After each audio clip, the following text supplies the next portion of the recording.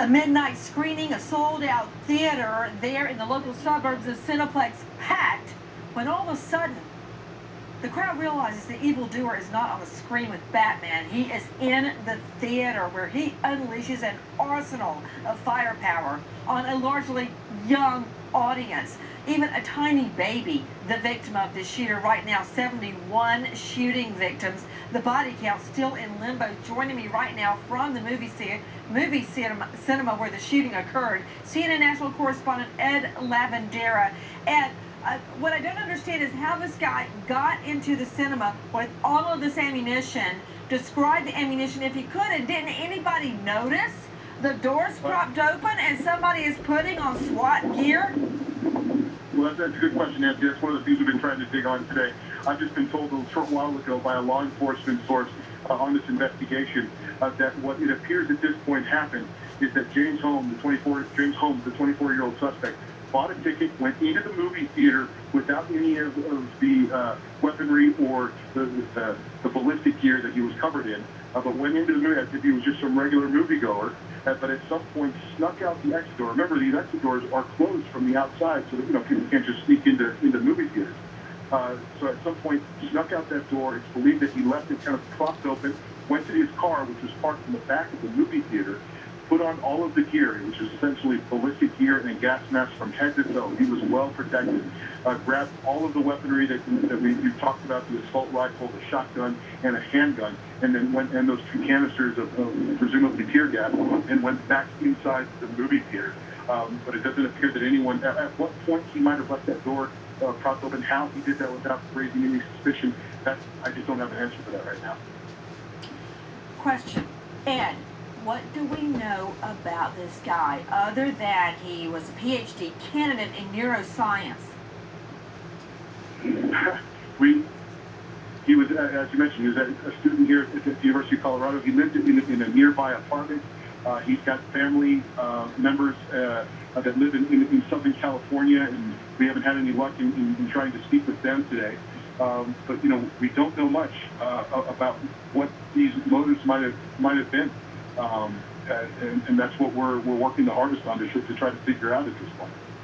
Well, of course, the state doesn't have to prove motive if and when this goes to trial, Ed Lavandera, but Ed, what do we know? What, if anything, was he saying during the shooting? Because it's my understanding he comes up from basically the front of the cinema where the screen is and starts coming up the stadium seating, and everybody sees him, but there are a lot of people there dressed up in costumes and so forth. What did people think was happening, and did he say anything during the shootings?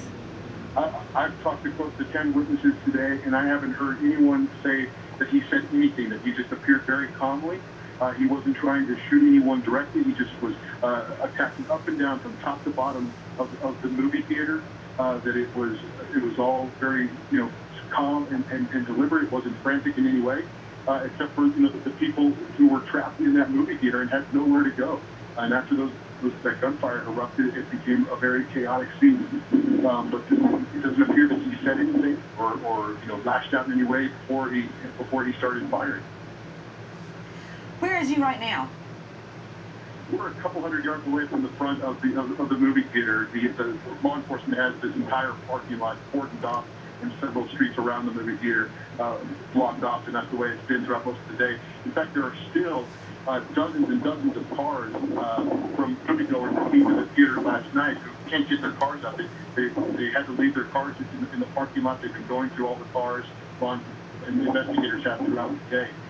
But it's almost like it's a little frozen snapshot from about midnight last night with all these cars from dozens of moviegoers still sitting in the parking lot. That's what we can see. Ed Lavandera, where is he, the alleged shooter, right now?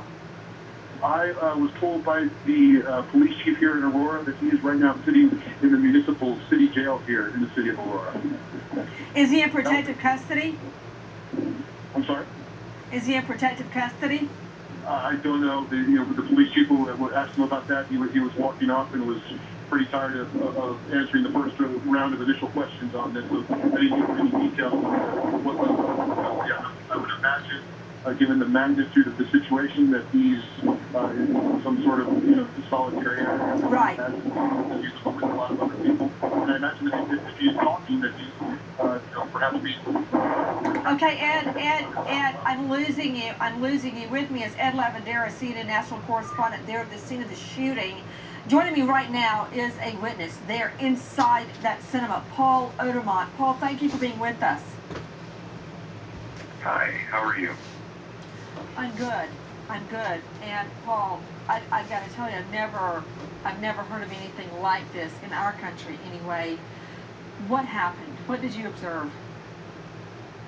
Okay, so I was in the front left side of the theater, about 3 rows back, but in the bottom area. He came in on the right-hand side, also in the front. There was an emergency exit there.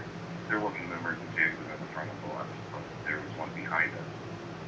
So he comes in, and he was wearing black gear with bulletproof vest, gas mask, and that sort of thing. And he came through the door, and for a second I thought I didn't know exactly what was going on. I didn't know if it was a weird publicity stunt or something like that, but then he threw a can of pure gas. I immediately felt the burning in my eyes. As soon as the gas started being released, it didn't even reach me, but I could feel the pain. Then he shot into the center of the crowd, and then fired a couple more shots. And by that time, we had ducked down to the floor, me and my girlfriend, who he was me. We crawled out to the exit on the left, just behind us. The people on the upper levels had to climb down over that area to get around, so it took a while to get out. But we got out right away, and we ran through the lobby, and we heard 4 or 5 more shots while we were running through the lobby.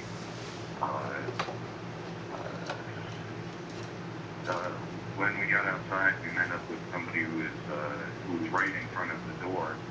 This man named Isaac, and he was separated from his group, and he thought somebody in his group got shot. So we took him over to the Buckley Air Force Base, which was nearby there, and we dropped him off.